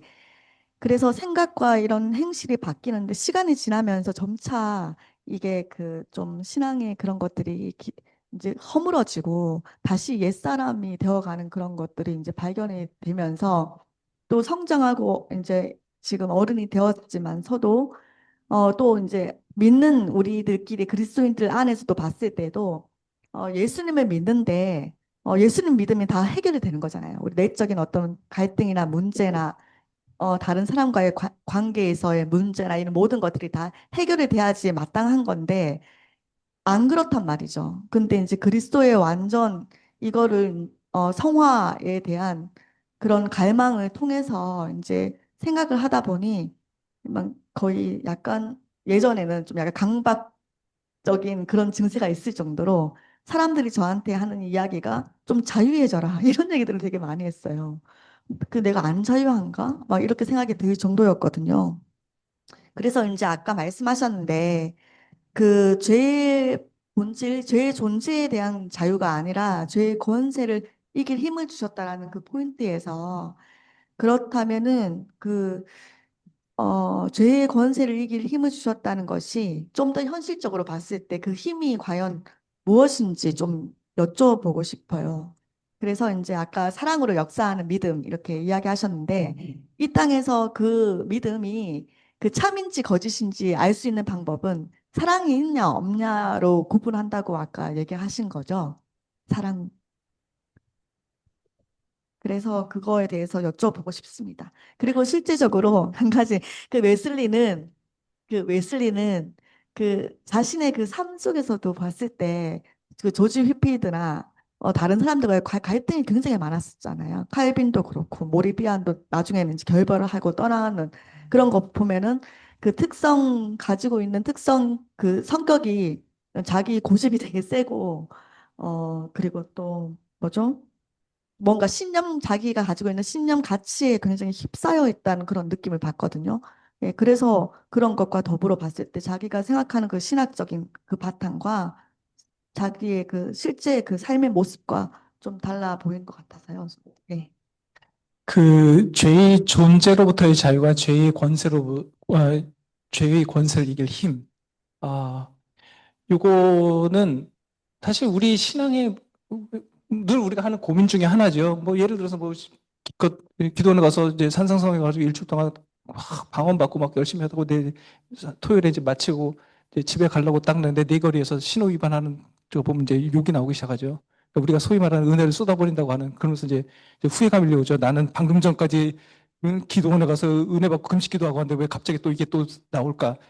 아, 이거 우리 늘 고민이고 이거를 이제 악의 쓴뿌리라고 그러죠. 저는 이것이 원죄인 것 같아요. 원죄. 웨슬리가 표현하는 이게 뭐냐면 우리가 원죄를 갖고 있기 때문에 이거는 언제 해결되냐? 죽으면 해결돼요. 안 나갑니다. 죽으면 해결돼요. 그 말은 뭐냐면 죽을 때까지 이문은 해결이 안 된다는 겁니다. 이거를 사는 동안에 해결하신 분 딱 한 분밖에 없어요. 예수님밖에 없어요. 바울도 그러고 뭐 어느 누구도 해결되지 않고 이것을 해결한다고 하는 거는 나는 해결됐어. 나는 진짜 확신해. 나는 자신 있어. 이거는 이제 이만이나 이런 사람들이 하는 소리고요. 크리스천이라고 하면 그럴 수가 없죠. 그래서 이제 강해 1번 선교에서도 애통하는 자는 복이 있나니가 바로 그거거든요. 이거는 2000년 전의 고민도 마찬가지예요. 특히 이제 산상순이 그렇습니다. 산상순의 해석 역사를 보면요. 저게 어떻게 말이 돼? 잠깐만. 자, 형제를 향해서 이 바보야 그러면은 살인했대요. 오늘 아침 우리 모두 다 살인하고 왔죠. 예. 운전하면서도 막 살인을 하고 막 그러잖아요. 예수님 막 가르친 대로. 오죽했으면은 옛날 그 재미난 게 있어요. 그 사본을 보면요. 형제를 향해서 화를 내는 자는 뭐 지옥에 심판을 받고 이런 얘기 있죠. 거기에 에이케라는 단어가 있어요. 그거가 있는 구절이 있습니다. 이게 어떤 사본에 이게 무슨 뜻이냐면 까닭 없이라는 뜻이에요. 저는 이거를 분석하면서 왜 어느 사본에는 까닭 없이라는 구절이 들어가 있다는 거예요. 저는 이거를 이해를 해요. 오죽 괴로웠으면은 까닭 없이라는 말을 넣었을까? 지금 그 말은 뭐냐면 제가 욕먹을 짓을 했을 때 내가 화를 낸 건 그건 용서해 준다. 그거는 익스큐즈가 된다는 뜻이에요. 그게 말이 안 되는 건데 오죽하면 그랬겠냐. 그래서 토마스 아퀴나스 같은 경우도 이중 스탠다드, 더블 스탠다드를 얘기하잖아요. 그러니까 저는 왜 이렇게 왜 그런 얘기를 할까라는 거를 다 떠나서 참 존경스러워요. 그 사실 1세기 서기 100년경에 나온 디다케에도 그런 게 있거든요. 그런 흔적들이 있어요. 저는 그분들이 참 존경스러운 게 적어도 교만하지 않고 솔직하게 하나님 앞에서 하나님, 나는 이렇게 애쓰는데 나는 왜 이럴까요? 오늘도 또 실패했네요. 이런 걸 하잖아요. 이게 바로 강의 1번에서 얘기하는 심령이 가난한 거예요. 저는 이것이 매일매일 필요하고, 그래서 웨슬리가 1번 강의 설교에서 무슨 정말로 저는 마음에 드는 구절을 표현했는데, 하나님께서 매일 물을 주시지 않으면 할 수 없는 존재라는 구절을 써요. 저는 혹시 화분 키워보셔요? 네, 키워보시면은 뜨거운 여름, 한여름에요. 바깥에 화분 내놓으세요. 아침에 파랬던 것이요. 그냥 내버려두면 저녁 때 되면 죽기 직전이에요. 내가 깜빡하고 물을 안 주잖아요. 그냥 죽습니다. 우리 신앙이 그렇다는 거예요. 매일매일 하나님께서 깜빡하지 않으시고 깜빡하고 물 안 주시면 우리는 죽습니다. 왜냐하면 우리는 그 죄의 본성, 죄의 존재로부터 자유롭지 않기 때문이고, 그래서 저는 이런 고민을 한다는 거죠. 지금 자매님 그거 고민하셨는데 굉장히 훌륭하신 크리스찬입니다. 이거는 도리어 이런 고민을 한다는 것 자체가 우리가 살아있는 크리스찬이라는 것을 증명해 준다고 봐요. 신선희 전사님이 이제 그런 좋은 또 뭐 여러 가지 고민을 또 얘기하셨는데, 웨슬리는 그게 된다는 쪽이거든요. 그러니까 웨슬리안들은 이제 지금 이게 참 어렵습니다. 안 됩니다. 이 얘기, 우리 인간은 원래 타락했기 때문에 이제 어거스틴 이래로 종교개혁자들이 하는 얘기고, 웨슬리에게 와서는 이게 되는데 왜? 하나님께서 명령하셨는데 왜? 하나님이 약속하셨는데 왜? 왜 안 된다고 하지? 이제 이런 입장이니까 우리는 은혜의 긍정이라는 것을 기억하시고요. 그럼 어떻게 웨슬리 목사님은 했냐? 된다고 얘기하냐? 지금도 논쟁거리이기도 한데 이제 뭐 여러 가지 대답이 있을 것 같아요. 또 신성철 목사님도 지금 준비하고 계실 것 같은데 뭔가를 저는 그 베드로후서 1장에 나오는 그 말씀인 것 같아요. 그러므로 너희가 다 힘써 생명과 경건에 속한 모든 걸 우리에게 주셨고요. 주셨다고 말씀했고, 그 다음에 이와 더불어서 놀라운 약속을 주셨는데 우리가 육신의 정욕을 인하여 썩어질 것을 피하여, 이 세상에서 육신의 정욕을 인하여 썩어질 것을 피하여 하나님의 성품에 참여하는 자가 되게 하려 함이라고 했거든요. 언젠가 뭐 죽으면 될까 안 될 거야 이게 아니고 하나님의 약속이 거기에 라이브하게 살아있기 때문에 성경적 신앙을 가졌던 웨슬리는 그걸 얘기하지 않을 수 없었던 거예요. 누가 됐냐? 그건 중요한 게 아니야. 하나님 약속했으니까 나는 안 됐어도 누군가 우리 회중 중에 있는 겁니다. 될 수 있는데 목사님들이 자기 경험치를 가지고 얘기를 한다 이거죠. 안 돼. 나도 목회자로서 몇 번 해봐. 지금까지 해봤는데 안 되는 거야. 그러니까 저를 이 은퇴하신 목사님이 후임 목사님에게 하는 얘기가 내가 중요한 얘기 할 테니까 잘 들어. 아무도 믿지 마. 뭐 이런 얘기 하는 거 아니겠어요? 그런데 이런 경험치, 이것은 경험주의의 얘기고, 웨슬리에게 있어서 경험이 중요한 건 뭡니까? 하나님의 진리가 드러난 방식으로서의 경험만이 중요한 거예요. 우리의 패배의 경험보다. 그래서 그러면 어떻게 하자는 거냐? 베드로 사도도 엄청 실패했잖아요. 그럼 베드로 사도는 왜 이런 얘기를 여기서 하고 앉아 있는 거냐? 그 뒤에 한 얘기가 뭐냐? 그러므로 하나님이 생명과 경건에 속한 걸 다 공급해 주시고 그리고 약속을 주셨어요. 성화의 약속을. 그럼 우리가 할 일은 그 다음에 나오는 4절 이하 쭉 나오는 얘기가 뭐예요? 너희가 더욱 힘써. 영어로 make every effort거든요. 모든 노력을 경주해 봐. 믿고 해봐. 그 얘기거든요. 많은 웨슬리안들 또 개신교인들의 실패는 뭐냐면 해봤어? 안 해봤어요. 우리. 그게 바로 웨슬리가 얘기하는 means of grace예요. 웨슬리는 이렇게 방법에 있어서 제한이 없었잖아요. 하나님의 은혜를 구하기 위해서 경건주의 시절에 모든 걸 다 해봤잖아요. 죽기까지 금식해봤죠. 배고파 죽을 만큼 다 털어가지고 교도소 가서 나눠주고 가난한 자들 다 해봤다고 그 훈련을 받았잖아요. 어머님으로부터 받았고. 그렇기 때문에 우리가 할 일 다 해봐야 되는 거예요. 거기 믿음의 덕을 덕의 지식을 지식에. 그죠? 이거를 다 해봐야 돼. 그러면 물론 하나님의 은혜 안에서 그거를 하면 되는 거예요. 그래서 우리 교회가 이걸 믿고 모든 걸 다 해보면 되는 거예요. 그러면 아까 교수님도 좀 말씀하셨지만 산상수훈을 따라서 우리가 해보는 거예요. 안 된다고 그 얘기 그만하고 그 얘기 충분히 들었거든요, 우리. 해보는 겁니다. 그리고 우리 19세기에 우리 이제 성결교회 신앙의 선배님들이 깨달은 건 뭐냐면 이거 성령의 능력으로 밖에는 안 된다. 성령이 주시는 능력으로 이걸 할 수 있다.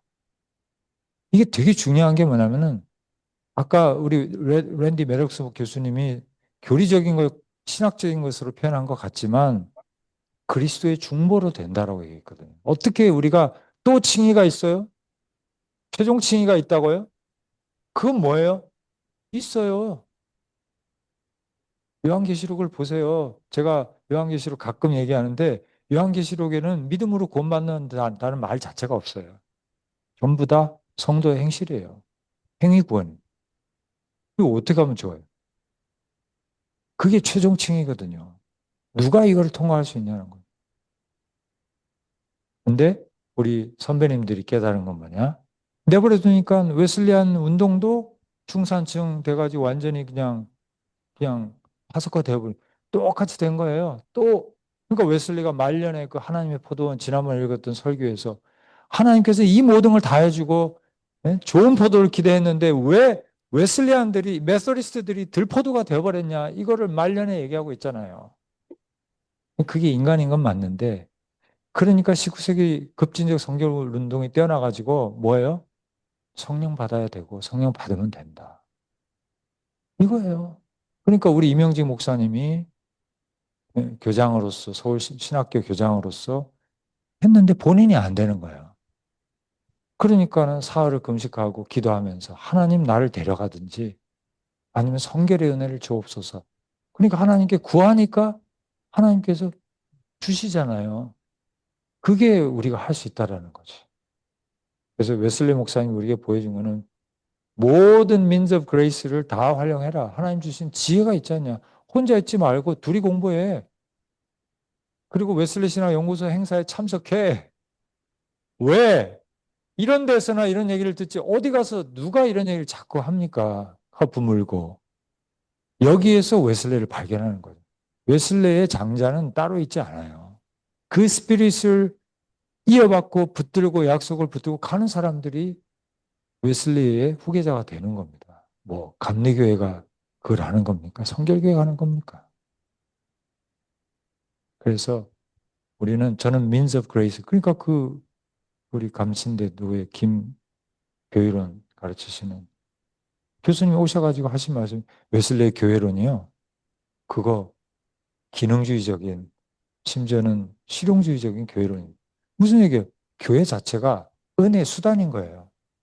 교회는 은혜의 수단으로 존재하고 하나님의 은혜의 수단을 모든 수단을 갖다가 동원할 수 있도록 부름받은 존재다 이렇게 볼 수 있는 거죠. 그러니까 우리 포기하지 않고 끝까지 해봐야 돼요. 끝날 때 다 해봤는데 안 되더라. 그런 거는 이제 우리가 들어주겠어요. 그러나 해보지도 않은 사람들이 앉아갖고 이게 됩니까? 그런 얘기는 노 땡큐 이런 자리에서는 노 땡큐. 충분히 우리 많이 들었거든요. 선배님들이 다 그렇게 얘기했어 우리한테. 안 돼 우리는. 그 죄의 문제는 사실 웨슬리가 한 얘기가 아니고 성경에 나와요. 웨슬리가 많이 인용하는 요한 1서. 그리스도인은 죄를 짓지 않습니다. 그거 하고요. 로마서 8장에 나오는 누구든지 그리스도의 영이 그 안에 없으면 그는 그리스도인이 아니다. 크리스천 아니라는 뜻이에요. 그러니까 저는 그렇게 얘기해요. 제가 이걸 이렇게 들었죠. 내가 이렇게 행동했는데 이거 누가 시켰냐 이거예요. 교수님이 시킨 게 아니잖아요. 양재훈이라고 하는 뭐가가 이거를 했기 때문에 이렇게 한 거지.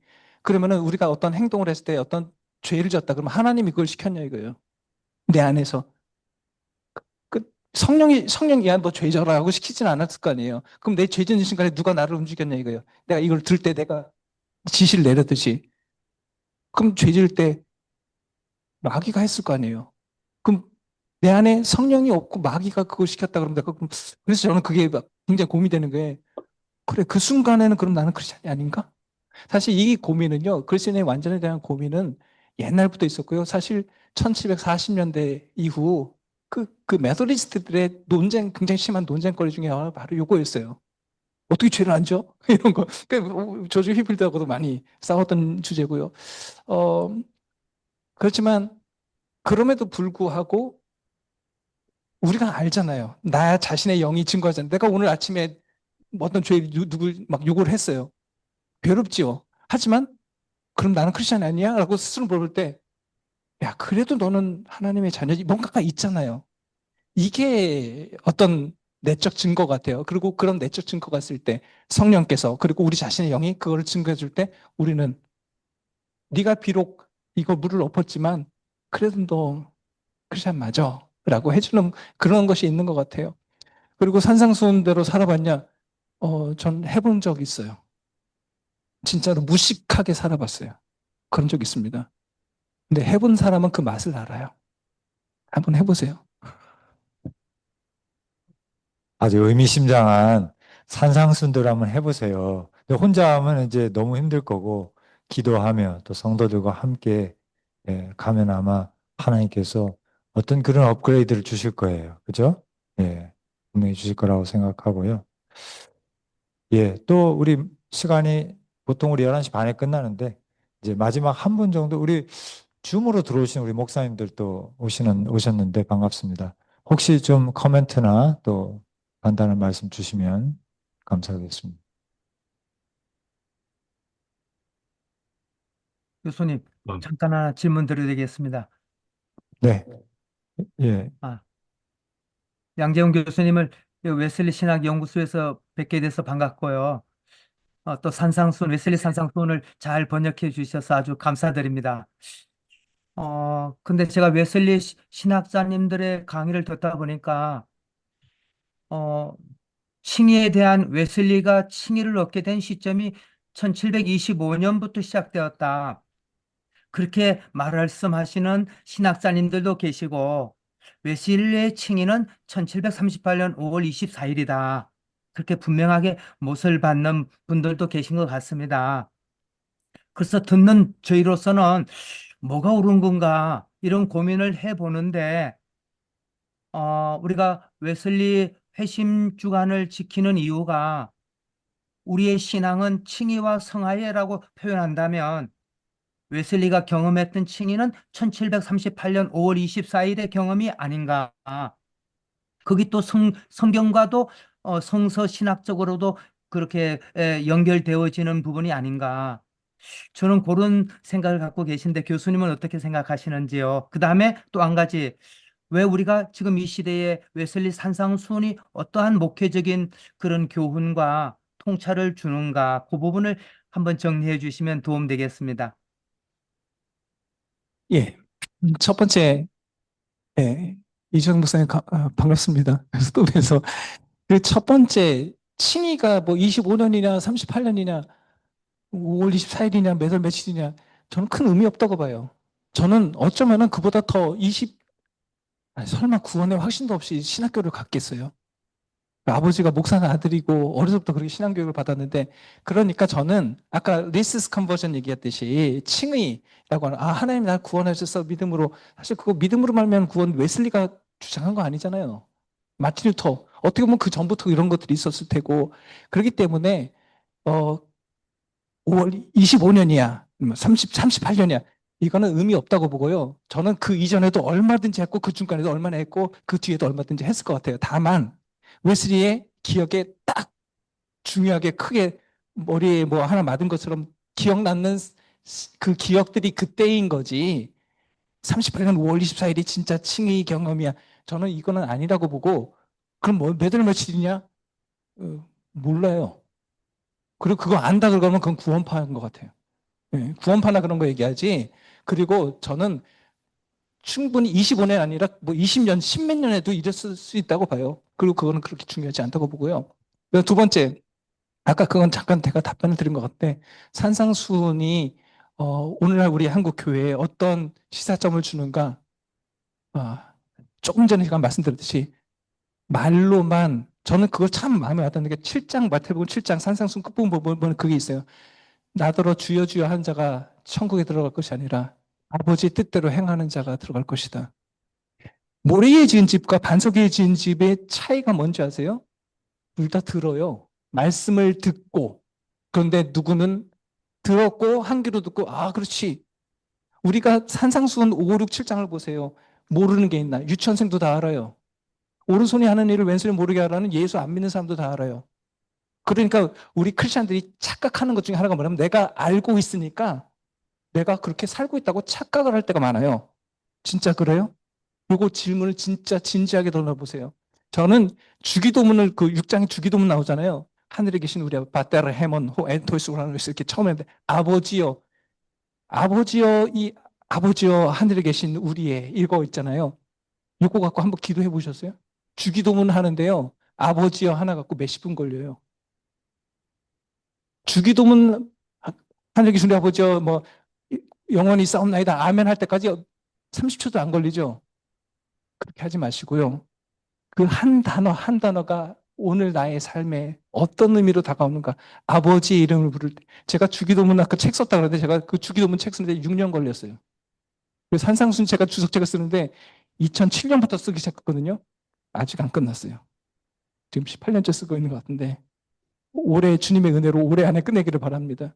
왜냐하면은 지식으로 쓰면은 벌써 끝났지요.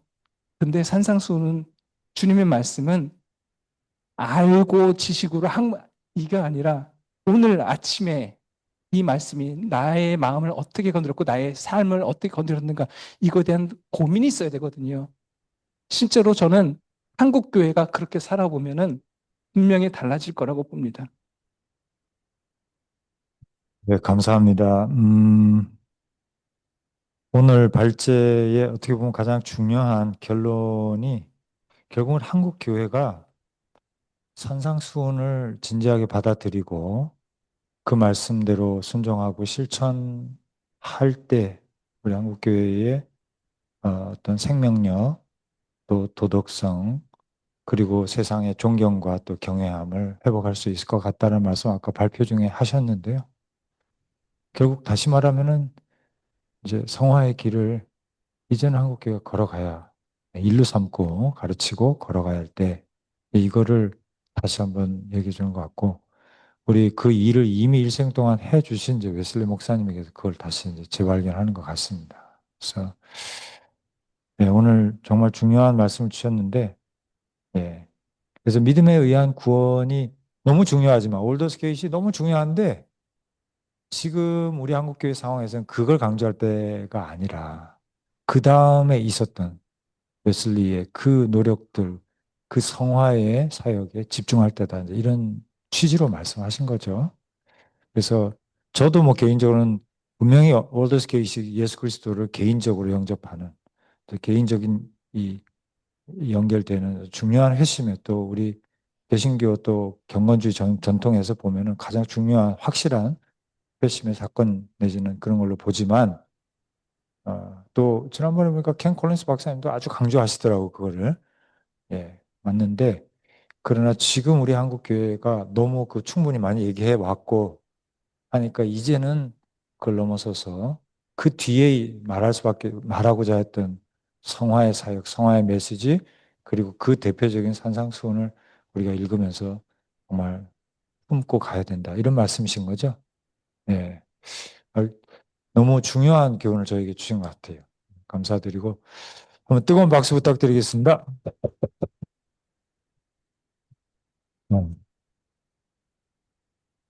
네, 항상 이 웨슬리 세미나 또 설교 이런 모임을 하면은 이제 조금 바쁘고 힘들 때도 있지만 역시 끝날 때 되면은 뭔가 깨달음이 있고 또 한 대 맞는 예, 회초리 한 대 맞고 정신 차리는 느낌이 있습니다. 감사드리고 우리 함께 해주신 우리 목사님들 또 신학도 여러분 또 교수님들 감사드립니다. 우리 이주상 목사님 그 기도 한번 해주시고 우리 마치도록 그렇게 하겠습니다. 하나님, 계절의 변화가 있는 이 가을 초기에 또 웨슬리 신학연구소에서 양재훈 교수님을 모시고 웨슬리와 산상수훈이라고 하는 중요한 주제를 가지고 함께 읽고 고민하며 또 하나님이 원하시는 뜻이 무엇인가를 우리 삶에 적용해 보는 귀한 시간을 갖게 해주신 것을 감사합니다.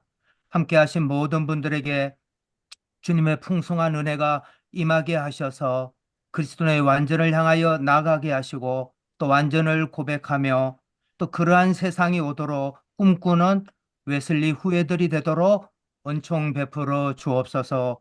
예수님 아멘. 이름으로 축복하고 기도하옵나이다. 아멘. 아멘.